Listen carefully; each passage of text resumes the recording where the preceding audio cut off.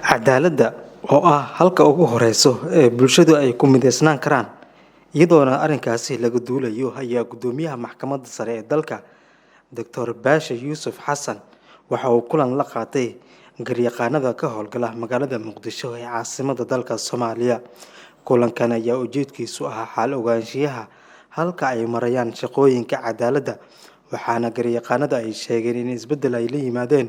Waxaana sidoo kale ay tilmaameen shacabka Soomaaliyeed ee ku nool Muqdisho loo fududeeyay arrimaha garsoorka ayna fahmeen in dalka ay ka hanqaaday cadaaladda. Garyaqaan Baashe ayaa garyaqaanada kula dardaarmay in cadaalad loogu shaqeeyo bulshada Soomaaliyeed ee doonaya in ay helaan garsoor rasmi ah isla markaana ay kaga qancaan arrimaha cadaaladda lana xaliyo tabashooyinka ay qabaan si qof waliba uu u helo cadaalad dhameystiran. Muddooyinka aynu soo dhaafnay dowladda federaalka Soomaaliya ayaa waxa ay waday qorshe lagu xoojinayo arrimaha garsoorka dalka, taasoo la bixinayay tababaro ku aadan sidii loo kordhin lahaa arrimaha garsoorka.